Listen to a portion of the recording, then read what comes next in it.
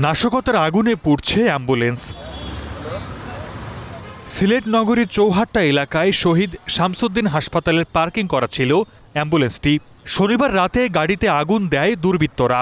সেই দৃশ্য ধরাও পড়ে সিসি ক্যামেরায়। একই রাতে নগরীর কুমারগাঁও বাস স্ট্যান্ডে পড়ানো হয় আরেকটি বাস। দুটি মোটরসাইকেলে ৫ জন হাসপাতালের গেটে মোটরসাইকেল রেখে ২ জন ভিতরে প্রবেশ করে। একজনের হাতে একটি পানির বোতল ছিল। পরে আমরা দেখতে পাই সিসিটিভি ফুটেজে উনি পানির বোতল থেকে অ্যাম্বুলেন্সে এটি ছিটিয়ে দেন এবং ম্যাচের কাঠি দিয়ে আগুন ধরে। নাশকতার এই দৃশ্য কুষ্টিয়ায়। মধ্যরাতে শহরের আড়ুয়াপাড়া এলাকায় থেমে থাকা ট্রাকে আগুন দেয় দুর্বৃত্তরা। লকডাউন কর্মসূচিতে মাদারীপুরে অবরোধ করা হয় ঢাকা বরিশাল মহাসড়ক। টায়ার জ্বালিয়ে বিক্ষোভ করে কার্যক্রম নিষিদ্ধ আওয়ামী লীগের নেতাকর্মীরা। এতে কয়েক ঘন্টা বন্ধ থাকে সড়কে যান চলাচল। ফেনীতে পড়ানো হয়েছে জুলাই স্মৃতি স্তম্ভ। পুলিশ বলছে সিসি ক্যামেরার ফুটেজ দেখে জড়িতদের শনাক্তের চেষ্টা চলছে।